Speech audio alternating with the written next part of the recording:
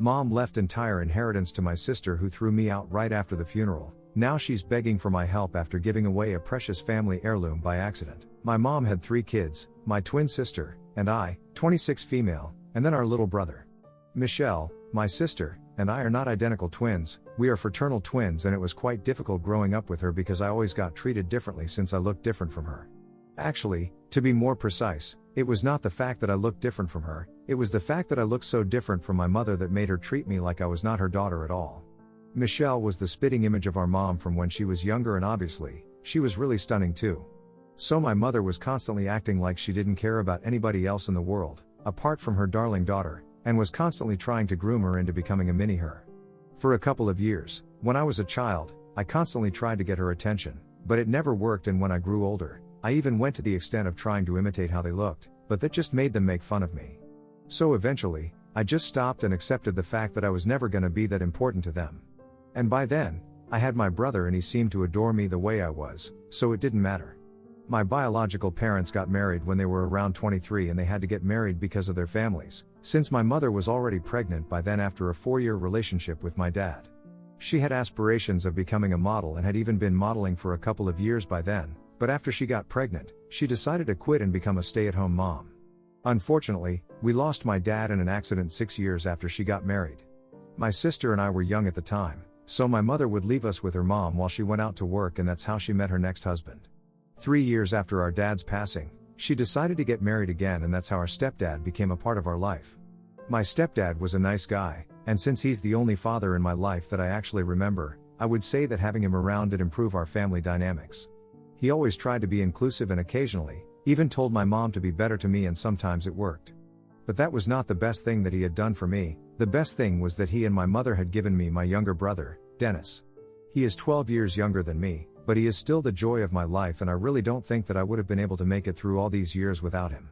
He is really attached to me and a huge part of the reason why I had even bothered to stay in touch with my mom and Michelle for so many years, even after my stepdad passed away a few years ago. He passed away from cardiac arrest, and even though he was just in his late 50s, it did not come as a shock to any of us because he had actually been struggling with heart problems for a really long time. But then, just a few months after his demise, my mother called us both and told us that she had been diagnosed with stomach cancer, and even though she did undergo treatment for a couple of years, we lost her about 6 weeks back. After her diagnosis, both of us moved back home to be with her. But that's just what she told everybody else. We knew the truth was that she actually only wanted Michelle by her side, and I was only there because she needed somebody to look after Dennis, since she did not want him to be removed from her custody since she was obviously medically unfit. I did suggest taking Dennis home with me, and I would bring him over to visit her on the weekends. That way I wouldn't have to stay with her full time, because that honestly sounded like a true nightmare, since it would require me to stay with her and Michelle in the same house for God knows how long. But my mother was very firm about what she wanted, and since we knew for a fact that she was not going to make it, it was really hard for me to say no to her. Even Dennis did not want to leave because he was a teenager, he was used to a certain life, and I lived quite far away from everything that he knew. He was already losing his mother. It was a difficult and traumatic experience for him as it is. Ultimately, even I did not think it would be appropriate to remove him from my mother's custody at the time. So ever since my mother had been diagnosed, the 4 of us had been living in the same house. And then, when we finally lost her, I was a bit sad, and obviously, Dennis was really upset because even though he did not like the way my mother treated me differently as compared to my sister, she treated him well, and he was kind of attached to her. But both of us had actually expected Michelle to be the most affected by her demise and had believed that she was going to be totally shattered when we finally lost her. However, what came as a shock to us with her behavior right after her passing, since literally nobody in their right mind would be able to guess that she had just lost her mother. Instead of being devastated or even a little sad, she seemed to be completely unaffected, and went about her life as if nothing had happened at all. And within a few days, she actually seemed happier than she had been before. About a week after our mother's passing, her lawyer, and the executor of her will told us that she had left pretty much everything to Michelle. When my stepdad passed away, whatever money and assets he had been passed on to her because his family wasn't really interested. So she had sold his assets, and all the money from that was going to go to Dennis. It was in a trust that he could access when he was 18. And all that I had received was her wedding ring from when she used to be married to my father. It wasn't worth much monetarily because both of them were really young, and the wedding was a bit of a hasty affair, but it was enough for me. I was not surprised that she had left everything to Michelle. She was pretty predictable, and I knew this was going to happen. I was a little jealous, but there was nothing that I could do about it, and I have a stable job of my own as well, so I tried not to let it affect me too much. But while I had no reaction after being told that I had received pretty much nothing of financial value, Michelle actually rolled her eyes when the lawyer told her that her mother had left her everything and even a bunch of letters after she was gone. Even the lawyer seemed to be taken aback by her reaction but did not say anything. However, I could not stop myself from asking what was going on with her, and after the lawyer had left, I decided to finally address her weird behavior. I was not confrontational or rude, I just asked her politely, and she explained to me that she had really tried to be unhappy when our mother had passed away, but she just couldn't bring herself to feel bad because all her life, she had hated our mom. That statement came as a huge shock because I could have never even thought that Michelle, of all people, would hate our mother. But then, she told me that our mother had apparently always pressured her to become exactly like her, without caring about what she wanted. Right from her childhood, she had been told to watch her weight, and our mother would actively monitor whatever she ate. I knew that it was true because I had seen that happening. And it wasn't just that, our mom apparently forced her to dress up the way she wanted her to, even did her makeup the way she liked, and constantly tried to make her look like some version of herself. She told me that for as long as we had been living with our mom, she had never been able to be herself even for a second because she knew that her mother wouldn't like it. And she had seen how our mom treated me, so she did not want to get on her bad side by being disobedient, which is why she always went along with whatever our mother told her without any complaint. She was aware of the fact that it would definitely pay off if she stayed on our mom's good side because my mom actually used to make a decent amount of money. After my mom got remarried, she quit her job again to stay home and take care of us, but a little after my brother was born, my mom and my stepdad decided that she was going to go back to work again because they needed the money to finance raising 3 kids. However, instead of taking up some conventional job, my mother decided that she was going to start life coaching. Basically, she was going to tell rich people basic things that they could have learned by themselves if they just looked up inspirational quotes on Google or whatever. It was a total scam, but it was her friend's business and she had been hired. Because rich people like to throw money at random stuff, their business actually ended up doing well and she became a partner eventually. This is what she had been doing to earn money until her diagnosis, after which she decided to quit but still continued to make some passive income from it. I think, at the time of her passing, she was richer than my stepdad had been earlier, so of course, it's a lot of money that is going to Michelle. And even in the past, because Michelle had bothered to stay on our mother's good side, pretty much everything had been taken care of for her.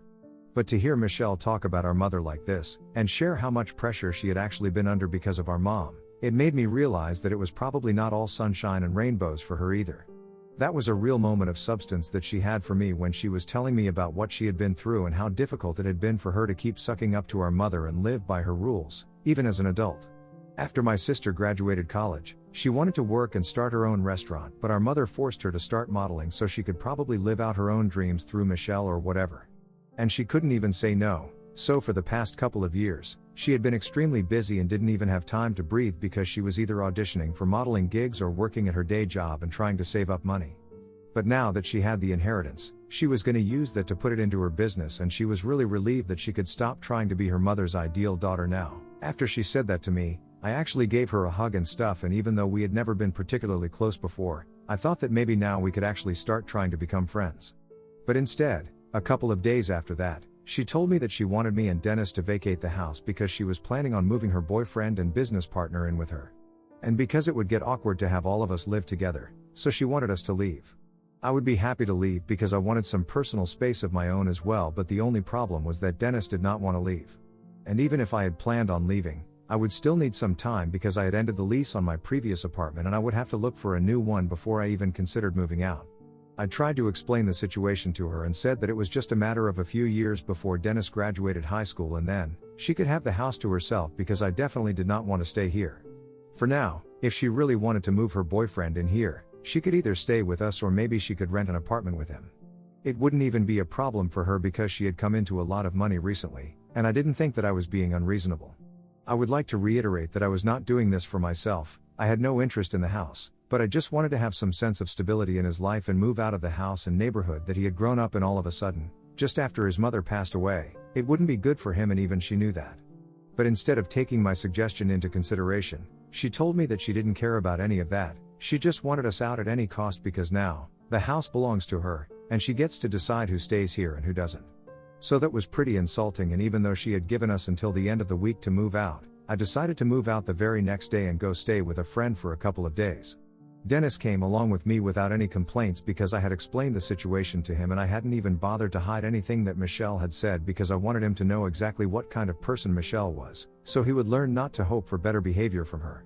I had thought that we might be able to bond after she confessed that she had hated our mother and being a little vulnerable, but then, she kicked us out of the house and I learned my lesson. After we left, I had absolutely no contact with her because it did not seem necessary anymore. Dennis was with me, and even though he was not really happy about the situation, he had made his peace with it since we couldn't really do anything about it now. It's been close to a week of no contact with Michelle, but yesterday, she called me up and started crying hysterically on the phone because apparently, she had given away something extremely important and now, she wanted my help to have a return to her. And that's why I feel like I'm very confused about what to do, because the thing that she had given away was my mom's jewelry box. It was all incredibly expensive stuff that my mother had bought for herself over the years, and she would occasionally wear these things, so they had stayed with her in the house itself instead of bank lockers. She kept it in a wooden box in her closet, which was pretty ugly to look at, and it would be hard to believe that she would keep important things in that box, probably so that nobody would take it. And I guess that's why Michelle hadn't been mindful while giving away our mom's belongings, so that she could get rid of everything in her room and make space for her boyfriend to move in with her, since that was the biggest room in the house. But now, she had realized that she had carelessly given it away, and she had been stupid enough to tell her friend, who had received the box, about what it contained, and now, her friend was refusing to return it to her. I found it really confusing that she was calling me for this and not a lawyer, because as far as I was concerned, she could just take this friend of hers to court, and I'm pretty sure that the will would help her get back without much of a challenge. So I told her to talk to a lawyer and not to me, but then, she told me that she couldn't possibly take this to court because apparently, this friend is her boyfriend's sister.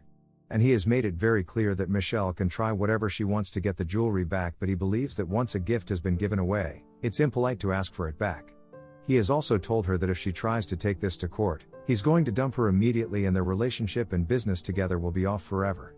She can't even speak to anybody else about this because she knows that if her boyfriend finds out, he will leave her for trying to ruin his family's reputation. So with nobody else to go to, she decided to call me and started begging me to help her out somehow. She had been so incredibly stupid and selfish throughout this entire thing. I decided to tell her not to call me again, and then I blocked her, but now I feel kind of bad about it. Am I the a-hole for refusing to help my sister retrieve our mother's jewelry that she has accidentally given away? Edit. I had not mentioned any of this in my original post because I did not think it was relevant to the situation, but since a lot of people have asked me, I'm currently staying with my friend. Dennis is also with me since I'm his legal guardian. He is closest to me, and the two of us had already discussed this with our mother before she passed away, so all the paperwork and stuff had been completed beforehand. I am trying to look for apartments nearby since he doesn't want to change schools right now, and I can totally understand because it's already difficult for him to deal with the loss of his mother, so naturally he doesn't want to lose his friends as well. My friend has been kind enough to let us stay with her since it's in the vicinity of his school and the commute is easier, but it's kind of difficult for me since my workplace is kind of far away from here. But I'm considering switching to a work-from-home job anyway since our company is fine with it. I just have to speak to my higher-ups and make a request. It's not gonna change or affect my income, so I guess I'll be fine with that. Update 1. Hey, so I don't think I'm gonna be helping Michelle out with whatever is going on right now. This seems to be a problem between her, her boyfriend, and his sister, and it has nothing to do with me. In fact, I don't even think I'm gonna gain anything by getting involved unnecessarily, and I really don't want to waste my time and energy on this. If she isn't strong enough to stand up to her boyfriend and is letting herself get bossed around by him, that hardly seems like my problem. Besides, I still can't forget how she had been so rude and selfish in the past couple of weeks, so I don't feel the need to help her out either. It has been more than 4 days since she tried to contact me, and after I blocked her, it took her a while to get to me again. But then, last evening, she sent me an email on my work email address. She probably found that on the internet or something, but there, she sent me a really long message, and the first half was just her apologizing to me for being so selfish. She told me that she was just tired of putting her dreams and plans on hold for her family because all her life, that's exactly what she had been doing because of our mother. But now that our mother is gone, she couldn't wait to live life her way, and that's why she wanted me to leave with Dennis as soon as possible. She was only realizing how selfish it had been of her, and she was really sorry about it now. After apologizing in that message, she also mentioned that since her mother was still in the probate stage, she was scared of the legal repercussions of giving away the jewelry and stuff. She hadn't even had the courage to speak to her mother's lawyer about it yet because she was afraid that she would get into trouble.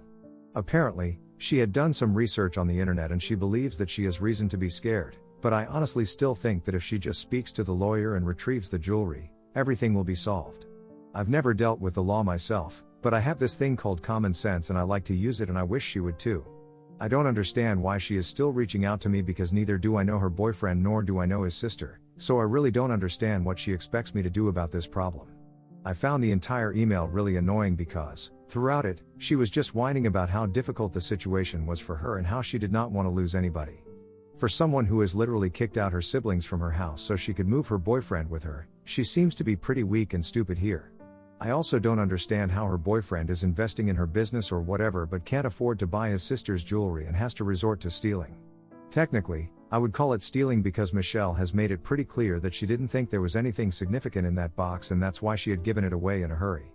Any decent person with half a brain would return that box on being asked to do so if they had realized that there was jewelry in that box that did not actually belong to them. It wouldn't be entirely wrong to keep it to themselves, but of course, then they would be opening themselves up to the legal consequences, and I don't think decent people with common sense would do something like this. And when it's so obvious that her boyfriend's sister does not seem to be a good person, and neither does he, since he's defending his sister and threatening to break up with Michelle or something like that, she should dump these people and take them to court. Instead, she's choosing to waste her time writing stupid emails to me instead of speaking to the lawyer and fixing the problem. I really have no sympathy for her, and I just hope that she doesn't contact me again because I'm just really annoyed with her. Even if she does reach out to me again, I might just contact the lawyer myself and solve this problem for her now. Update 2. So, I guess somehow Michelle got to know that I had been staying here with a friend. I don't know how she found out, but today, she showed up and started apologizing to me when I opened the door. I found it really awkward because Dennis was out with his friends and my friend and I had been chatting in the living room when this happened. It was kind of embarrassing because this was not even my house and I did not want her to throw a tantrum there, so I asked her to stand outside the house with me so we could talk, and she told me that she had pulled a lot of strings to find out where I was staying and she just needed a chance to speak to me. I don't know what she meant by that, and when I asked her, she did not tell me, so please don't ask me how she found out where I was staying. Anyway, moving on, she told me that she meant every word of that apology and she really was sorry for, however, I had been treated so far, and then, she told me that she was even ready to prove it to me. That sounded a bit interesting and I got curious, so I ended up asking her how she planned on doing that. So then, she told me that if I helped her out with what she needed to do, then she would split the inheritance with me, and that would be a huge help for me. And I thought about it for a couple of minutes because she had indeed come into a lot of money recently, and after the probate, if she actually did split it with me, then I would be sorted for a couple of months. So after giving it some thought, I decided to agree. But I told her that this would only happen if we spoke to a lawyer and had a written agreement drawn up, because I did not trust her, and surprisingly, she accepted that. She told me that she had given me enough reasons not to trust her, so she could totally understand where I was coming from, and I thought that was respectable. Now, all she wants me to do is speak to her boyfriend and his sister for her. That's literally all that I have to do, since she has been working up the courage to stand up to them, but hasn't been able to do so yet. Also, I found out from her that her boyfriend wasn't even financing the business, so it certainly does make sense that his sister decided to keep the jewelry because they're obviously not rich. I had just assumed that he was financing the business because she had been talking about his investment, but that turned out to be his time and nothing else. Even so, he's only going to start working on the business after she has actually set up the business, and so far, he hasn't contributed anything at all, not even the time that he had promised. She would still be the only one actually putting money into it, and I personally thought it was an incredibly stupid idea, so I even told her about it to her face. She didn't say anything after that, but I hope that she takes it seriously and leaves him. Until then, I'm gonna wait for her to come back with the paperwork, and have it signed, and then, I guess I'm gonna have to deal with her boyfriend and his sister. I can't even imagine them being very scary because I literally cannot think of a single reason why she needs me to speak to them and can't do it herself. And no, I don't think there is anything fishy going on. I think she's telling me the truth. She's just scared of the emotional aspect of it and doesn't want to be the bad guy to them. It's as simple as that. Update 3. Hey, so it has been 3 weeks since my last update and everything has worked out now. A couple of days after she spoke to me, she showed up again with the documents, and once I knew for a fact that she couldn't back out of this, I decided to go along with her so we could speak to her boyfriend. And after speaking to him, I could finally understand why she did not want to do it on her own. I had stalked him and his sister on social media and I couldn't find anything shady, so I just assumed there was nothing going on, and there really wasn't.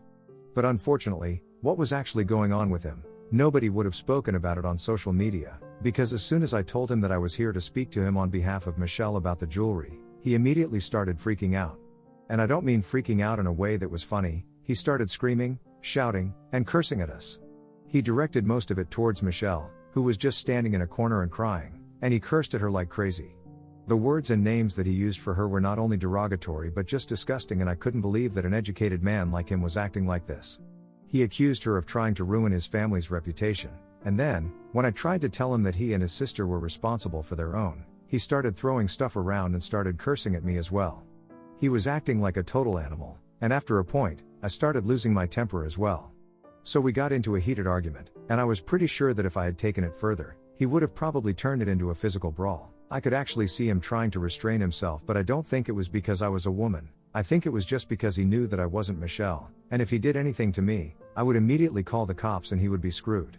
After arguing with me for a while and screaming some more, he decided to finally call his sister to get the box. While we were waiting for his sister to arrive, he had a lot of things to say about us, about our upbringing and our family, and he constantly kept up a stream of horrible things to say about Michelle while she just kept crying in the corner. I actually started feeling bad for her, because if this is what she had to deal with on a regular basis, I could understand why she needed my help. Anyway, after a while, his sister finally showed up, and begrudgingly, they handed over the box to Michelle. I could see that they were not willing to give it up, but they had to, because otherwise, they would get into legal trouble, since even though Michelle was scared of them, I wasn't. After the handover of the box was done, Michelle's boyfriend stormed out of the house after cursing at her and telling her that he never wanted to see her again because of what she had done, and she tried to talk to him and stop him from leaving, but he left anyway after pushing her aside. Then, she totally broke down, and even though I had been mad at her for a really long time, I started feeling bad for her. So I sat with her, and I consoled her to the best of my abilities and told her that everything would be fine. She apologized to me for everything that she had put me through, and since then, we have managed to stay on good terms with each other. True to her word, she has told me that as soon as she receives the inheritance, she's going to be splitting it with me, and we are trying to build a stronger relationship now. Dennis and I have also moved out of my friend's apartment, and even though Michelle has invited us back to stay with her, I think a few weeks apart before we do that will do us all some good. Right now, I just want to feel things out and see how they go. But hopefully, we will be able to work it all out soon.